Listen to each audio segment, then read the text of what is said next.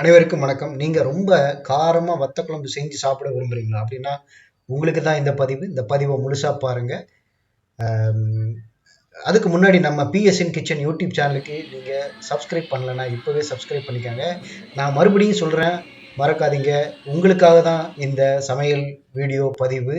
வேற யாருக்காகவும் இல்லை. இந்த வத்த குழம்பு செய்யறதுக்கு நாம சின்ன வெங்காயம், கத்திரிக்காய், அப்புறம் தக்காளி, பூண்டு, இஞ்சி இதுதான் எடுத்திருக்கோம்.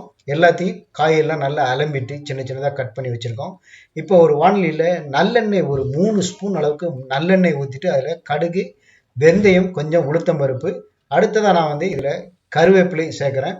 இந்த கருவேப்பிலையும் வெடித்த பிறகு அதில் நாம் இஞ்சி சின்ன சின்னதாக நறுக்கி வச்சுருக்கக்கூடிய இஞ்சி துண்டுகளையும் தோல் நீக்கி உரித்து வச்சுருக்கிற ஒரு 15-20 பூண்டையும் அதில் போடுறோம். இதை நல்லா நம்ம வறுத்துட்டு அடுத்ததாக நம்ம இதில் சின்ன வெங்காயத்தை அதில் போடுறேன். சின்ன வெங்காயத்தை நல்லா வதக்கிட்டு அடுத்ததாக பார்த்தீங்கன்னா இதில் நான் தக்காளி ஆட் பண்ணுறேன். சின்ன வெங்காயத்தை தோல் நீக்கிட்டு நல்லா அலம்பிட்டு அதை 2 கட் பண்ணிக்கோங்க.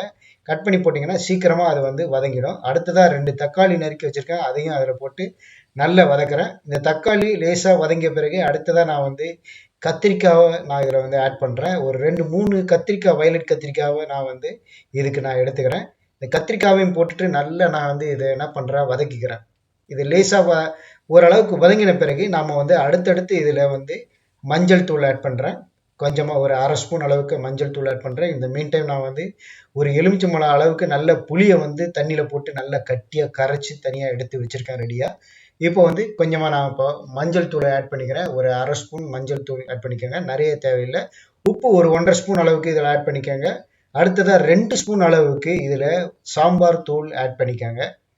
நல்ல இதை வதக்குங்க. வதக்கிட்டு கொஞ்சமாக தண்ணி ஊற்றிடுங்க. ஒரு 2 நிமிஷம் அதை கொதிக்க விடுங்க. அது கொதித்த பிறகு அடுத்த நாம் இதில் புளி தண்ணீரை இதில் நாம் ஆட் பண்ணுறோம். புளியை நல்லா கட்டியாக கரைச்சி வச்சுக்காங்கன்னு சொல்லியிருக்கேன். இதே மாதிரி புளியை கரைச்சிட்டு ஒரு 10 மினிட்ஸ் நல்லா கொதிக்க விட்டீங்க. அடுப்பு பெருசாக வச்சுட்டு கொதிக்க விட்டீங்க அப்படின்னா இந்த வத்தல் குழம்பு ரெடி ஆகிடும் சாப்பிட்றதுக்கு. இது நல்லா கொதிச்சு அதில் இருக்கிற ஏற்கனவே காய்கள்லாம் நல்லா வதக்கும் போதே வதங்கிடும், வெந்துடும். இப்போ நம்ம ஒரு 10 நிமிஷம் நம்ம கொதிக்க விட்டோம் அப்படின்னா காய்கள்லாம் நல்லா வதங்கிட்டு நல்லா வெந்து போயிடும். அதுக்கப்புறமா அந்த கத்திரிக்காய் எல்லாத்தையும் நம்ம கரண்டியை வச்சு ஒரு அழுத்தி அப்படியே கிளறி விட்டோம் அப்படின்னா இந்த வத்த குழம்பு ரெடி. கிட்டத்தட்ட பார்த்தீங்கன்னா இது வத்த குழம்பு பேஸ்ட் மாதிரி இருக்கும். கொஞ்சமாக சாத்துல சுட சுட சாத்துல கொஞ்சமாக விட்டு நம்ம சாப்பிட்டோம்னாலும் நிறைய சாதம் இருக்கும் இதுக்கு. இதை நம்ம ஒரு டப்பாவில் போட்டு சேர்த்து வச்சுட்டு ஃப்ரிட்ஜில் வச்சு கூட ஒரு 3 days வரைக்கும் நம்ம யூஸ் பண்ணலாம். 1 நாள் 2 நாள் கழித்து பார்த்தீங்கன்னா இது சாப்பிட்றதுக்கு இன்னும் செம டேஸ்ட்டாக இருக்கும். நல்ல காரசாரமாக இருக்கும். காரமாக சாப்பிடணும், வத்த குழம்பு சாப்பிடணும்னு விரும்புகிறீங்களா? இதே மாதிரி செய்யுங்க. செஞ்சு பார்த்துட்டு நம்ம வீடியோ பதிவுக்குள்ள உங்களுடைய கமெண்ட்டுகளை தெரிவிங்க. மறக்காமல் நம்ம சேனலுக்கு சப்ஸ்கிரைப் பண்ணுங்கள். பிஎஸ்என் கிச்சன் யூடியூப் சேனலுக்கு அடுத்தடுத்த இது போன்ற சமையல் வீடியோக்களுக்கு சேனலை சப்ஸ்கிரைப் பண்ணுங்கள். இந்த வீடியோ பிடிச்சிருந்ததுன்னா லைக் பண்ணுங்கள். அப்படியே எல்லாருக்கும் ஷேர் பண்ணுங்கள்.